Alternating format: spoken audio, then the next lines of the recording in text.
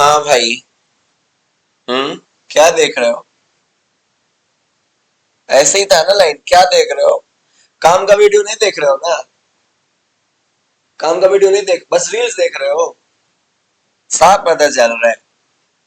चलो फाइनली अभी लेक्चर देखो, क्योंकि आज के सेट में ऐसे ऐसे क्वेश्चंस रखा हो ना, आपके एग्जाम में यूं फंस जाएंगे, मतलब डायरेक्ट हिट हो जाएंगे। और इससे पहले भी जो set one and set two मैंने कवर किया है, कहीं ना कहीं एनटीए के उस माइंडसेट से मैंने क्वेश्चंस को रखा है कि हम लोग अपने डेली रूटीन में, अपने मोबाइल स्क्रीन में as a meme, as a reels जो चीजें वायरल हो रही हैं, वो भी हमारे क्वेश्चंस में आ रहा है।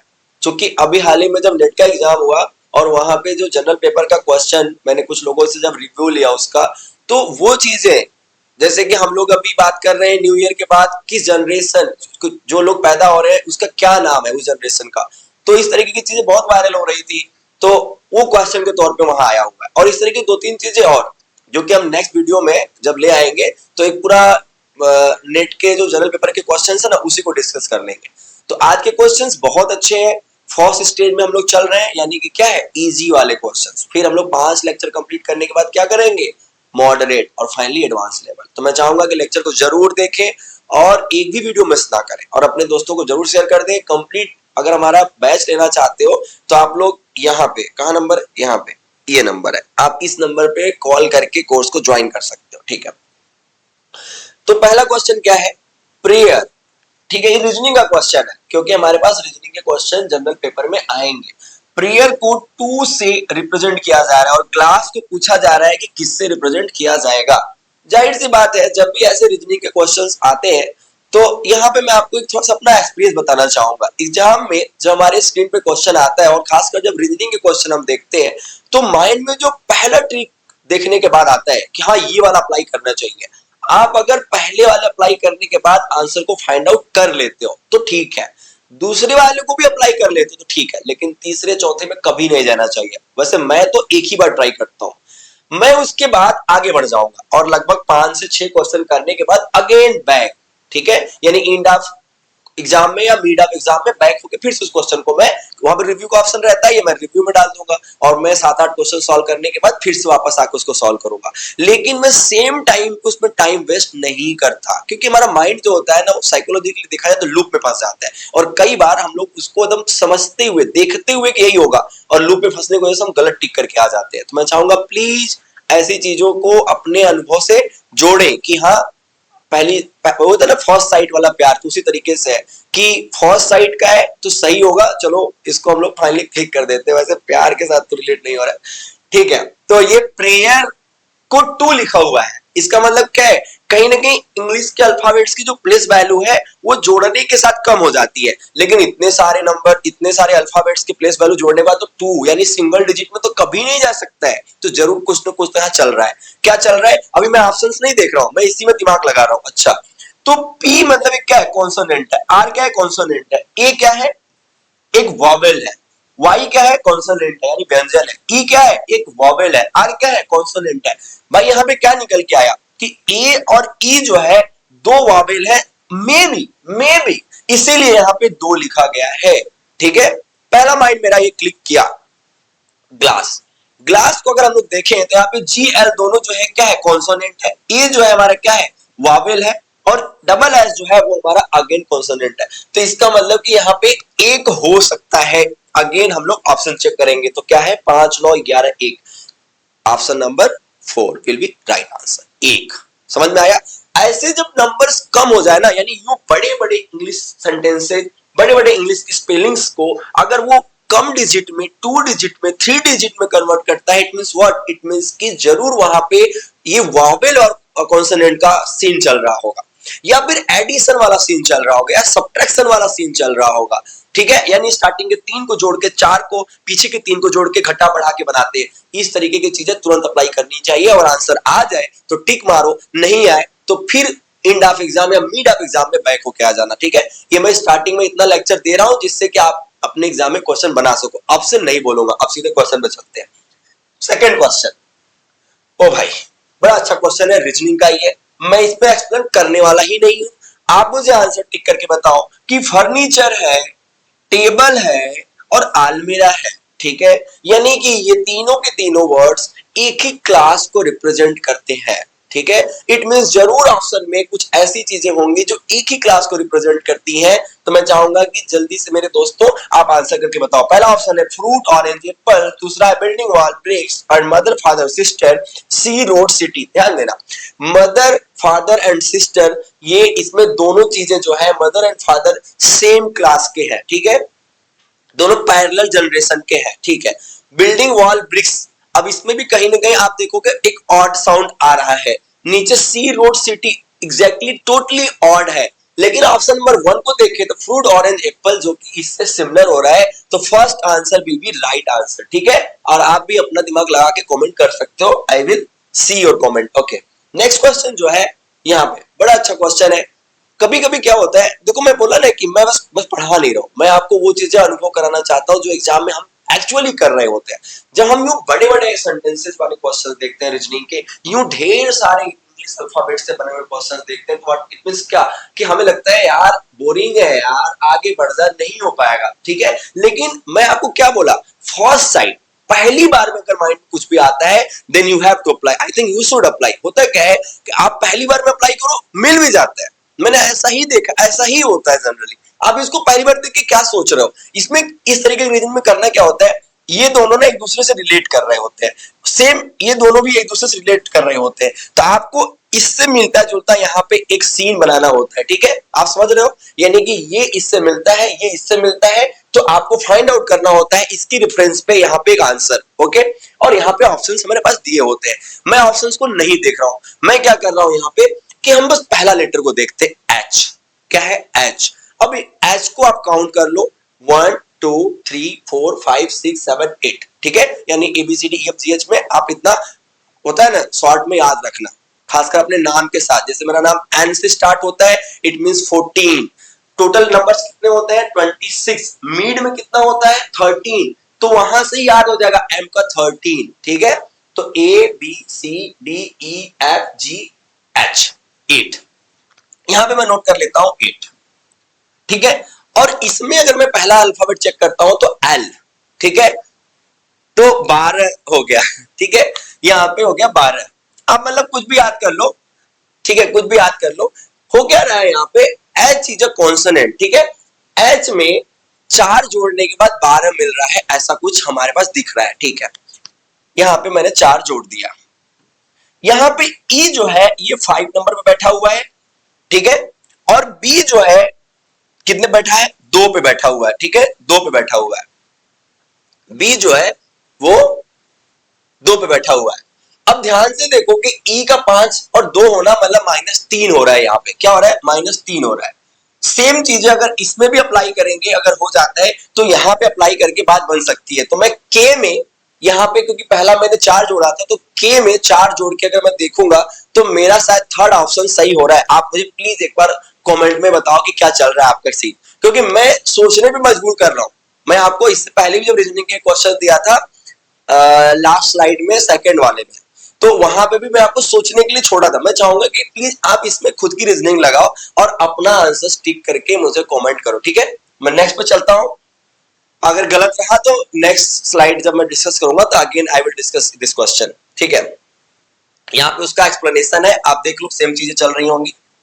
Okay, find the odd one. यहाँ पे इस तरह के क्वेश्चन आते रहते हैं कई बार ना। ये किसी क्लास ऑफ चीज की बात करता है, यानी कि सभी एनिमल्स दे देगा, सभी फर्नीचर्स रिलेटेड चीजें दे देंगी, सभी मैमल्स रिलेटेड चीजें दे देंगी, एक्वेटिक एनिमल्स ऐसी चीजें दे देंगे, ऐसा देता है। लेकिन यहाँ पे नंबर्स है, ऐसा भी आता है, नंबर्स है।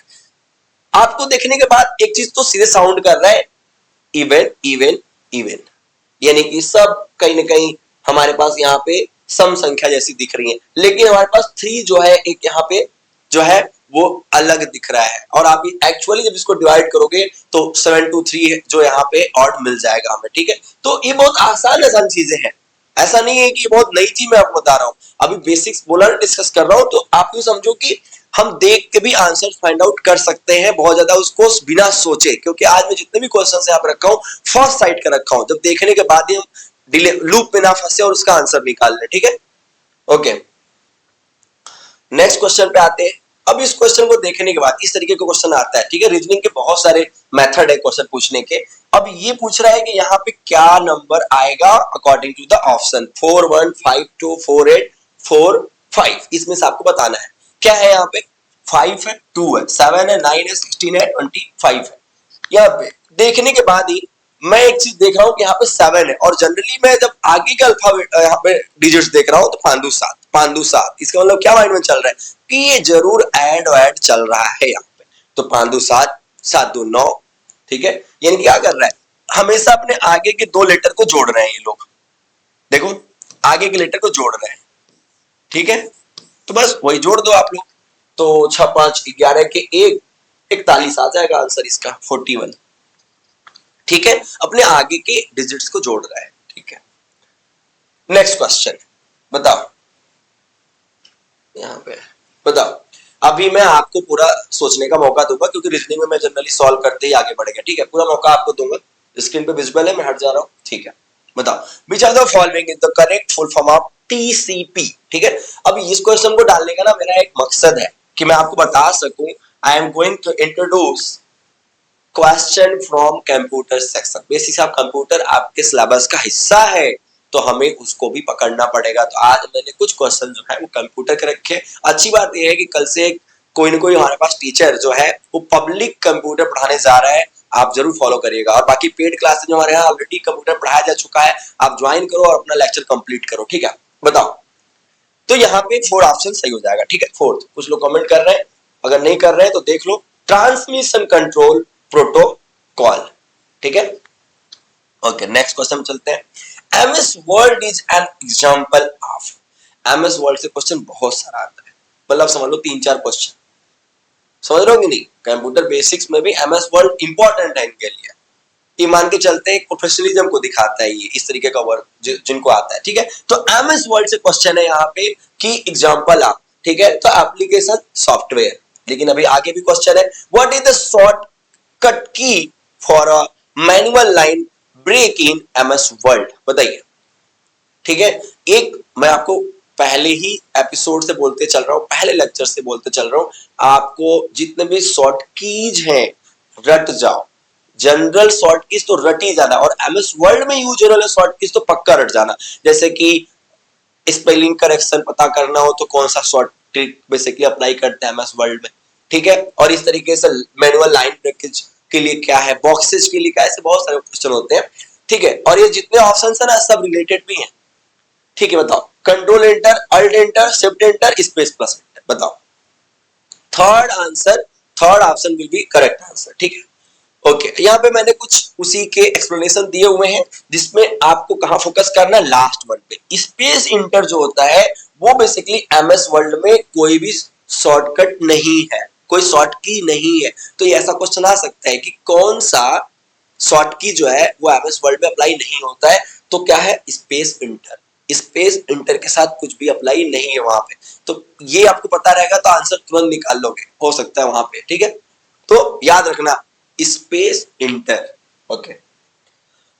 वाह भाई, यहां से क्वेश्चन और भी ज्यादा शानदार होने जा रहा है, लिटरली बता रहा हूं। हो सकता है, मैं बोला ना स्टार्टिंग में, डायरेक्टली हिट करेगा आपके एग्जाम में। और देखना इस सेशन को आप नोट करके रख लेना, चाहो तो आप लाइक कर लो, लाइक तो करना ही है, कुछ भी कर लो, बट इसको सेव करके रखना क्योंकि यहां से क्वेश्चन फंसेगा, मैं श्योर हूं कि फंसेगा। डे वाइज एग्जाम होता है, किसी न किसी डे फंसेगा, किसी न किसी शिफ्ट में फंसेगा। क्वेश्चन क्या है, which republic day is being celebrated in 2025, ठीक है। बताओ जल्दी बताओ। यानी कि 2025 का जो हम लोग गणतंत्र दिवस सेलिब्रेट कर चुके हैं, कर रहे हैं, वो कौन सा वाला गणतंत्र दिवस था, ठीक है। जल्दी बताओ। 74th, 75th, 76th, 77th, बताओ। यानी कि 74वां, 75वां, 76वां और 77वां, बताओ। आंसर विल बी थर्ड, 76वां। न्यूज में जब आया बड़ा बड़ा लिख के आ रहा था, जब समाचार पत्र छपा 27 तारीख को तो बड़ा बड़ा छप के आ रहा था, तो आप याद रख लेना 76वां, ठीक है। 76, okay. Again very important question, which of the following what is the theme for Republic Day 2025, बताओ। पूछा जा रहा है कि 2025 का जो रिपब्लिक डे सेलिब्रेट हुआ वो किस थीम पे था, हमने थीम रखी जाती है। मैं आपको क्या बोला था कि हमारे पास जो गवर्नमेंट ऑर्गेनाइजेशन है, हमारे पास जो कई सारे गवर्नमेंट के पोर्टल्स हैं, हमारे पास जो गवर्नमेंट के कई सारे स्कीम है, उसका जो स्लोगन है वो भी इंपॉर्टेंट क्वेश्चन के तौर पे देखा जाता है। ठीक है, उसी तरीके से थीम वेरी इंपॉर्टेंट है। जितने भी नए नए प्रोजेक्ट जब यहाँ पे स्टार्ट किए जाते हैं तो उसके थीम भी रखे जाते हैं। ठीक है, ग्लोबल वार्मिंग का कोई समिट हुआ, वहां थीम रखा जाता है। कोई इस तरीके, कोई सार्की समिट हुई, वहां पे थीम रखी जाती है। तो रिसेंटली इस तरीके की जो चीजें हैं, जब कोई समिट होगा, मैं उसके लिए स्पेशल एक सीरीज ला दूंगा, किसी वीडियो में डिस्कस भी कर लूंगा। जितने भी समिट होंगे ना, पूरा उसके थीम और उसके डेट और कौन कौन से कंट्री में बेसिकली वो समिट हुए हैं, ये मैं पूरा करा दूंगा। लेकिन आप वीडियो को जरूर लाइक करो, कम से कम इस वीडियो को अपने दोस्तों में शेयर जरूर करो। और आप कोर्स ज्वाइन करना चाहते हो तो इस नंबर को नहीं भूलना, ठीक है। अब ध्यान से देखो कि आपसे थीम पूछा जा रहा है, आप कमेंट करो। पहला है डिजिटल इंडिया, सेकंड है स्वर्णिम भारत, विरासत एंड विकास, ठीक है, विकास, ठीक है, heritage and development, okay, United in diversity और ग्रीन एंड क्लीन इंडिया। बताओ इसमें से कौन सा सही आंसर होगा। आंसर क्या है, स्वर्णिम भारत और हेरिटेज एंड डेवलपमेंट, ठीक है, यानी विरासत एंड विकसित विकास, ठीक है, ओके। नेक्स्ट क्वेश्चन क्या है यहाँ पे, golden India, heritage and development, ये इस बार का थीम है, ध्यान रख देना, ठीक है, okay. Who is the chief guest for Republic day 2025, यानी 2025 का हर साल हमारे यहाँ जब गणतंत्र दिवस या हम लोग जब इंडिपेंडेंस डे सेलिब्रेट करते हैं तो किसी दूसरे देश के प्रेसिडेंट को, पीएम को, कोई प्रिंस है, इस तरीके के लोगों को हम लोग क्या बनाते हैं, अपना चीफ गेस्ट बना लेते हैं। तो पूछा जा रहा है कि इस बार जब हम लोग अपना 76वां गणतंत्र दिवस सेलिब्रेट कर रहे थे तो हमारे यहाँ कौन सा अतिथि के रूप में व्यक्ति मौजूद था। बहुत सारे लोग थे लेकिन उसमें किसी एक को हम लोगों ने ठप्पा लगाया, नहीं आप मेरे अतिथि हो। बताओ, पहला है जो बाइडेन, बताइएगा, एमानुएल मैक्रोन, ठीक है, ये सब प्रेसिडेंट ही है, ठीक है, प्राबोवो सुबियांटो, ठीक है, ओके, और एक आपका पुतिन जी है, ठीक है, रसिया के। अब बताओ चारों में से सही आंसर क्या होगा, जल्दी से कमेंट करो। ऑलरेडी थर्ड आपको हाईलाइट दिख रहा होगा, ठीक है, तो ये है प्राबोवो सुबियांटो, ठीक है। इनका नाम थोड़ा सा यूनिक सा है, अपने पड़ोसी देशों में आते हैं। और ध्यान देना कि ये अपने देश के यानी इंडोनेशिया के 8वें जो है वो क्या है, प्रेसिडेंट है, ठीक है, 8th प्रेसिडेंट ऑफ इंडोनेशिया, 2024 से भी लगातार है, okay. Who chaired the drafting committee of the Indian constitution, ठीक है। आपको पता होना चाहिए जब हमारा संविधान बन रहा था, हमारे संविधान में कई सारे सेक्शंस के अलग अलग प्रेसिडेंट बनाए गए थे, जैसे हाउसिंग कमेटी, ड्राफ्टिंग कमेटी, इस तरीके के बहुत सारे कमेटी थे और हर किसी का अपना एक चेयरपर्सन हुआ करता था। Now you have to question drafting committee, sorry, ठीक है, बताइए ड्राफ्टिंग कमेटी का यहाँ मेंबर पूछा जा रहा है। वेरी फेमस क्वेश्चन, अक्सर पूछा जाता है। Doctor Rajendra Prasad, B R. Ambedkar, Sardar Vallabh Bhai Patel, Jawaharlal Nehru. Correct answer doctor B R. Ambedkar, okay. हाँ, what act was replaced by the Indian constitution 1950? Government of India act 1935, ठीक है। मैक्सिमम जो हमारे पास एज इट इज आर्टिकल्स लिए गए, जो नियम कायदे कानून लिए गए, वो अधिनियम 1935 से ही ले लिया गया था, ठीक है। नेक्स्ट क्वेश्चन, सॉरी सॉरी, बताइए, क्वेश्चन तो आपके सामने ही है, बताइए। आप देखते होगे ना कि गिनीज बुक वर्ल्ड रिकॉर्ड से कई सारे जो है, जबकि एक प्राइवेट ऑर्गेनाइजेशन है, लेकिन ये ठप्पा लगाता है कि आप पूरे इस पृथ्वी है, पूरे धरातल पे आपसे यूनिक इस पर्टिकुलर फील्ड में कोई नहीं है, ठीक है। कुछ भी आप करो इसमें आपको उस उपलब्धि को देने के तैयार रहते हैं। तो ऐसे में मैंने इस क्वेश्चन को इसलिए उठाया क्योंकि गिनीज बुक वर्ल्ड रिकॉर्ड से था और ये फेमस है, ये क्वेश्चन उठाते रहते हैं। तो जरूरी नहीं है यही क्वेश्चन फंसे, लेकिन आप जब भी गिनीज बुक वर्ल्ड रिकॉर्ड का किसी का ठप्पा लगते देखो, आप उस व्यक्ति का नाम याद करने की कोशिश करो कि ये क्वेश्चन हमारे लिए इंपॉर्टेंट हो सकता है किसी एग्जाम में, ठीक है। यहाँ पे which university set Guinness world record in, अच्छा Guinness, okay, Guinness world record in 2025 for advertisement production session involving 399 participants, ठीक है। Amethi university Maharashtra, Mumbai university, Savitribai Phule Pune university और दिल्ली यूनिवर्सिटी। तो answer will be what, Amethi university Maharashtra, ठीक है। ये अमेठी यूनिवर्सिटी महाराष्ट्र और ये अभी रिसेंटली का है, 25 जनवरी का ये रिसेंट न्यूज है, ठीक है। ओके ओके, हाँ ये उसका एक्सप्लेनेशन है, आप लोग देख लेना। नेक्स्ट क्वेश्चन पे चलता हूं मैं। Which state on the best tableau tableau, ठीक है, tableau award at the 77th Republic day event showcasing the 38th national games, ठीक है। यानी कि ये क्वेश्चन है हमारे यहाँ जब गणतंत्र दिवस की जो झांकियां निकलती हैं उसमें किस झांकी को, यानी कि 38th नेशनल गेम पे जो झांकी बनाई गई थी, जिस उस तर्ज पे बनाई गई थी, उसको रिप्रेजेंट करने के लिए बनाई गई थी, ठीक है। तो वो कौन सी झांकी थी, किस स्टेट की झांकी थी? ऑप्शन है महाराष्ट्र, गुजरात, उत्तराखंड, कर्नाटका। तो ऑप्शन आपके सामने बताइएगा। मैं अगर अगेन इसको रीड कर रहा हूं, 38वें राष्ट्रीय खेल के प्रदर्शन के लिए, हाँ ध्यान देना क्योंकि ये हम लोग अभी सेलिब्रेट करने जा रहे हैं। ये क्वेश्चन यहाँ पे और बन गया कि आखिर ये 38वां राष्ट्रीय खेल जो है किस स्टेट में ऑर्गेनाइज होने जा रहा है। देखो ये क्वेश्चन ये भी बन गया, ठीक है, ये भी एक क्वेश्चन बन गया, इसका आंसर आप लोग कमेंट करिएगा। उसके बाद है किस 76वें गणतंत्र दिवस समारोह में किस राज्य ने सर्वश्रेष्ठ झांकी का पुरस्कार, टेबलू का पुरस्कार लिया, बताओ जल्दी कमेंट करिएगा। महाराष्ट्र, गुजरात, उत्तराखंड, कर्नाटका। तो आंसर हो जाएगा उत्तराखंड, उत्तराखंड, ठीक है, उत्तराखंड। इंफॉर्मेशन डिपार्टमेंट जो है उनका जो झांकी था वो 38वें राष्ट्रीय खेल के उस पूरे चीजों को प्रमोट करने के लिए बनाया गया था, जो कि इस गणतंत्र दिवस में पहला पुरस्कार प्राप्त किया, ठीक है। Next question, which constitutional article related to the union budget, ठीक है। तो इसका बहुत फेमस है 2211, 112 एकदम याद कर लो, सही आंसर है। आगे बढ़ते हैं, ठीक है।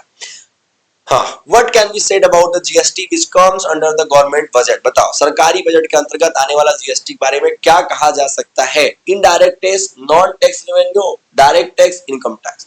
आंसर हो जाएगा इनडायरेक्ट, यानी ये प्रत्यक्ष रूप से कर जो है उससे रिलेटेड है, ठीक है। बताइए विच of the following correctly matched, बताइए।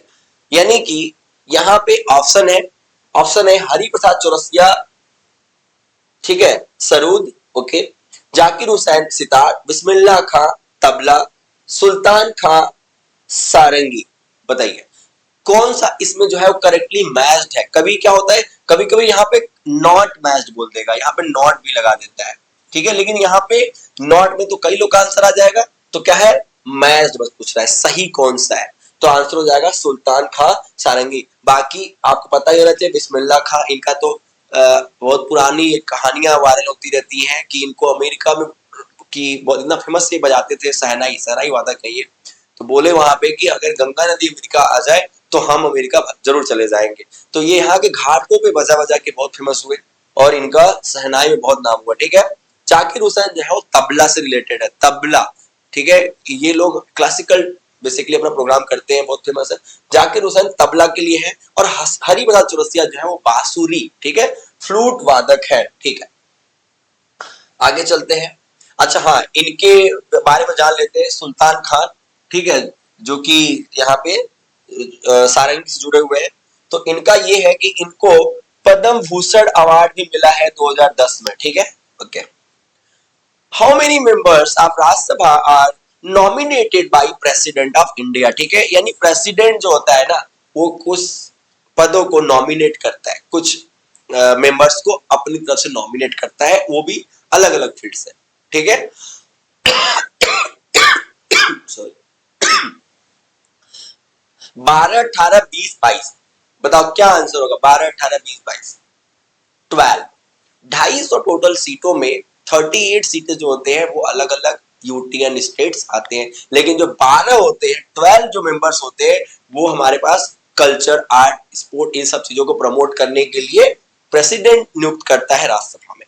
राज्यसभा से रिलेटेड फैक्ट याद कर लेना, लोकसभा का जो कार्यकाल होता है, ठीक है, वो होता है 5 इयर्स का, और वो 5 साल बाद डायलूट हो जाता है, यानी वो भंग हो जाता है और फिर से हम लोग चुनाव करते हैं और फाइनली वो बनता है। लेकिन राज्यसभा में ऐसा नहीं है, इनका कार्यकाल होता है 6 साल का, जो कि कभी डायलूट नहीं होता है, यानी ये कभी भंग नहीं होता है। हर 2 साल पे 1/3 मेंबर्स जो होते हैं वो फिल्टर होते रहते हैं, वो प्रोसेस बैक में चलता रहता है कंटिन्यूअसली। ओके, तो कभी कोई क्वेश्चन आता है कि कौन सा संसद का कौन सा भाग, क्योंकि ये दोनों संसद के भाग है, तो संसद का कौन सा भाग जो है कभी भंग नहीं होता है, तो कौन सा हो जाएगा, राज्यसभा डायलूट नहीं होता है। ठीक है, next question, which of the following group state in India topic of cancer passes. देखो, मैं अक्सर जब ज्योग्राफी के क्वेश्चंस की बात करूंगा तो मैं कहूंगा कि कुछ ऐसे टॉपिक्स है ज्योग्राफी के जो आपके एग्जाम में पूछे ही जाते हैं। ज्योग्राफी के कई सारे टॉपिक जो तो डायरेक्टली स्टैटिक्स में आ जाते हैं, ठीक है, बहुत सारे जब आप उसको स्टैटिक्स जीके में पढ़ लेते हो, लेकिन कुछ उसको एज ए सब्जेक्ट्स भी पढ़ना पड़ता है। जैसे ये क्वेश्चन, इसको यानी कि ये कर मकर रेखा का जो पूरा चैप्टर है वो पूरा आप एक बार अच्छे से रिवीजन के तौर पर देख लेना, क्योंकि क्वेश्चन एग्जाम में फेमसली पूछा जाता है, क्योंकि इंपॉर्टेंट है, ज्योग्राफी में इंपॉर्टेंट है। ठीक है, ओके, तो ये एस्ट्रोनॉमी का टॉपिक जो है बहुत इंपॉर्टेंट है। टॉपिक ऑफ कर्क रेखा, मकर रेखा, इन सबको मैं किसी दिन किसी लेक्चर में अच्छे से एक्सप्लेन भी कर दूंगा, पूरा ग्लोब लेके एक्सप्लेन कर दूंगा। अभी के लिए जो क्वेश्चन है वो ये कह रहा है कि जो एक कर्क रेखा है, ट्रॉपिक ऑफ कैंसर, ये भारत में जब गुजर रहा होता है तो कितने राज्यों से होकर गुजरता है? ठीक है, बताइए कितने राज्यों से होकर गुजरता है? यहाँ पे ऑप्शन है उत्तर प्रदेश, छत्तीसगढ़, ओडिशा, छत्तीसगढ़, गुजरात, झारखंड, उत्तर प्रदेश, छत्तीसगढ़, झारखंड, ओडिशा, आंध्र प्रदेश, झारखंड। ठीक है, अगर आपको इसका सही मायने में इसका एंगल पता होगा, ठीक है, इसके कोऑर्डिनेट पता होंगे, तो आप अंदाजा लगा सकते हो कि साउथ से नहीं है ये गुजरता। ठीक है, ये साउथ से नहीं गुजरता है, तो ये उड़ीसा आंध्र प्रदेश वाला तो आंसर ऐसे भी निकल जाएगा बाहर, इधर उड़ीसा लगा है तो बाहर निकल जाएगा। ठीक है, मतलब इन दोनों में आपको डाउट हो सकता है, तो हम लोग इसका पूरा एक एक्सप्लेनेशन देख लेते हैं, जिससे कि बाद में हमें कभी गलती ना हो। ये इंडिया का मैप है और आप देखोगे कि जनरली ये मिड ऑफ इंडिया से गुजर रहा होता है, कुछ यूं देखो, ये यूं यहां से गुजर रहा होता है।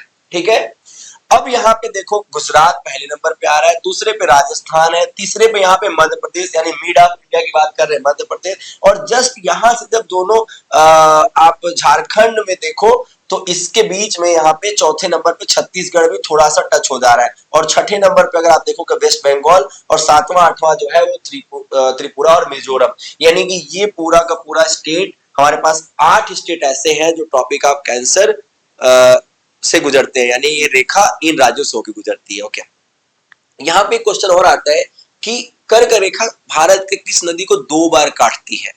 ठीक है, यानी ये रेखा 2 बार नहीं काटती है, नदी ऐसे क्रॉस करती है कि एक बार क्रॉस की, फिर बैक की, फिर क्रॉस की। ठीक है, तो ये हो जाता है माही रिवर। ठीक है, Mahi river twice, first in Madhya Pradesh from where to flow towards Rajasthan and enter Gujarat where it's cut from the second time. ठीक है, यानी एक मध्य प्रदेश पे, गुजरात में 2 बार ये कट करती है। कौन सी नदी है? माही नदी। ये क्वेश्चन आपके लिए इंपॉर्टेंट है। ठीक है, ओके, एक क्वेश्चन यहाँ पे और भी है, city nearest the topic of cancer in India, Udaipur city in Tripura, Udaipur city, ये क्वेश्चन आ सकता है, नोट कर लेना। नेक्स्ट क्वेश्चन है वर्ल्ड हेल्थ ऑर्गेनाइजेशन यानी WHO was established in the year, WHO किस ऑफिशियल इसका जो नॉमिनेशन है, कब इसको एस्टैब्लिश किया गया, कौन सा सन पूछा जा रहा है, 1940, 45, 42, 54, आंसर बताइए जल्दी से इसका। ठीक है, यहाँ पे उसका एक्सप्लेनेशन है और आप लोग आंसर मुझे कमेंट करके बता दीजिए। नेक्स्ट क्वेश्चन पे चलते हैं। यहाँ पे पूछा जा रहा है which vitamin is soluble in water. ये क्वेश्चन अक्सर पूछा जाता है कि फैट सॉल्युबल विटामिन कौन है और वाटर सॉल्युबल विटामिन कौन है, तो यहाँ पे फॉर्मूला भी अटैक करके कुछ लोग रटे होंगे। बहुत कॉमन क्वेश्चन है कि अगर वाटर की बात करता है और यहाँ पे सी दिख जाए तो सही आंसर हो जाएगा। हम लोग इसको जनरली अप्लाई भी करते हैं, जब नींबू को पानी में डालते हैं वो आराम से मिक्स हो जाता है और उसका हम लोग नींबू पानी मिला के पी लेते हैं। ठीक है, तो इसका मतलब कि वाटर सॉल्युबल विटामिन क्या है? Vitamin C. बाकी का यहाँ पे उसका एक्सप्लेनेशन हम लोग देख लेते हैं थोड़ा सा कि ऐसे कौन कौन से विटामिन है जो फैट सॉल्युबल है। फैट सॉल्युबल तो डी जो है, ई जो है, ए जो है, ये सब क्या है? फैट सॉल्युबल विटामिन है। ठीक है, तो मुझे लग रहा है ये लेक्चर आपके लिए काफी ज्यादा हेल्पफुल होगा। हम लोग नेक्स्ट लेक्चर में और इंपॉर्टेंट क्वेश्चन के बारे में बात करेंगे, और कुछ क्वेश्चंस मैं आपके लिए आज असाइनमेंट इसमें छोड़ा हूं। मैं चाहूंगा प्लीज आप कमेंट करके जरूर बताइएगा। नेक्स्ट लेक्चर और अच्छे क्वेश्चंस के साथ किया जाएगा। जैसे कि अभी जो हाल ही में हम लोगों ने जितने पद्म पुरस्कार डिस्ट्रीब्यूट हुए हैं, उस उनके जो व्यक्ति विशेष है, किससे जुड़े हैं, क्यों दिया गया, ये तमाम चीजें डिस्कस करेंगे। कई जगहों पे स्पोर्ट्स चल रहे हैं, उससे रिलेटेड क्वेश्चंस हम लोग ले आएंगे। गवर्नमेंट की कई सारी new scheme and policy project है, उससे रिलेटेड क्वेश्चंस ले आएंगे। यानी कि नया सेशन और इंपॉर्टेंट होगा। जरूर कल के वीडियो को देखिएगा, लेकिन अभी के लिए हाँ, आपको ये वीडियो जरूर देखना है, अपने दोस्तों को जरूर शेयर करना है। मुस्कुराते रहिए, हर बात मिलते हैं नेक्स्ट वीडियो में। प्लीज जरूर।